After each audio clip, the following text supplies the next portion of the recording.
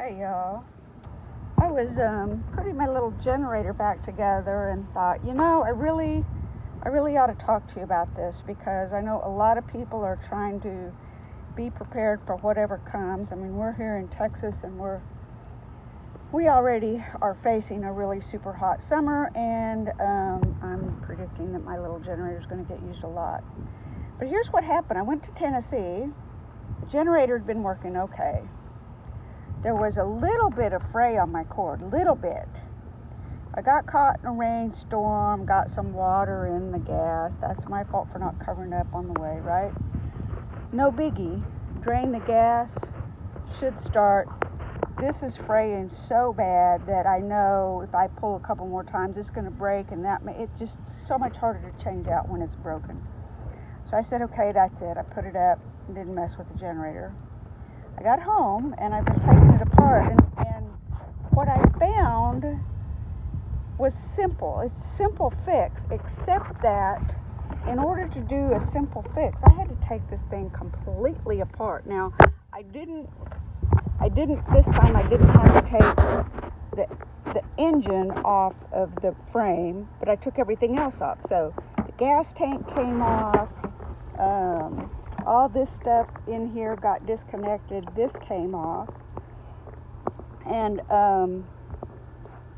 it's kind of a hassle because there's screws that are like way down in there that you can barely get to and you can't even see. So it was a bit of a hassle, right? And here's what I found. This little piece, which looked pretty on the outside, like, oh look, it's nice and smooth and it's protecting the cord.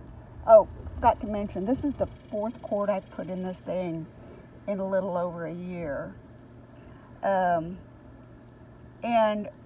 what I discovered was these are little, like, I don't know, like rivets, right? Except that it was made in such a way and put on there in such a way that it sealed over real well, except this part where the cord rubbed. Where the cord rubbed right back in here, it had a little split in it. And it wasn't a split that the cord movement would have created. So I said, okay. So I took this off and I got my grinder out and my files. I've got sandpaper, and I've got this little file set of these little tiny files that are super handy. And I did my grinder on it and got that all smooth, and then I took the files and I went over it, and then I took some fine sandpaper and went over it again.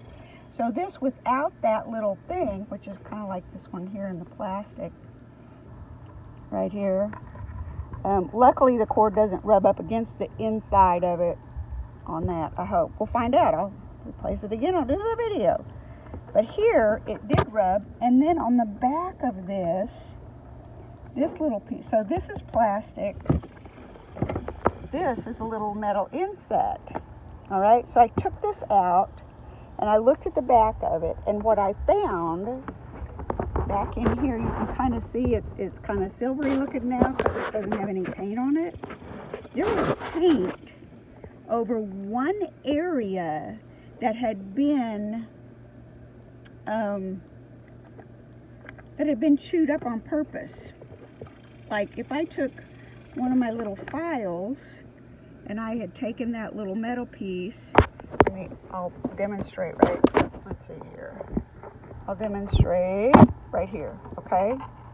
So if I had taken this little file and I had done that in a few places along that round piece, just enough to disrupt the smooth edge of that, and then I paint over it, after a while the paint's going to peel off, right?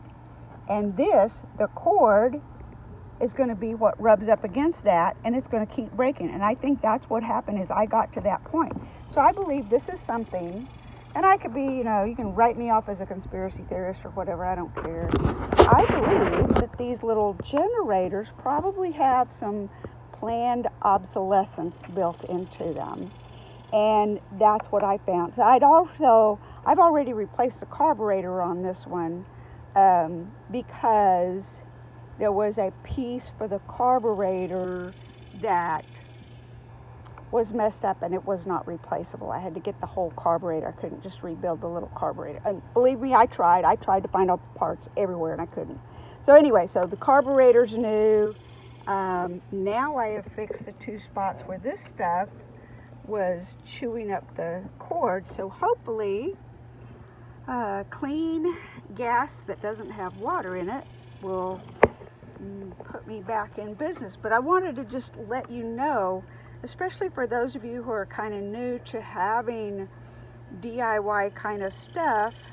Now, I know a lot of people are getting generators and they're trying to plan for brownouts and blackouts and off-grid situations, but if you don't understand that some of the things that you purchase and you expect to have last for a long time might not be set up to last for a long time unless you're willing to dig in all the way down to the dinky little O-ring to make sure it gets replaced correctly and it'll still run. So anyway, that's my my DIY addict tip for the day.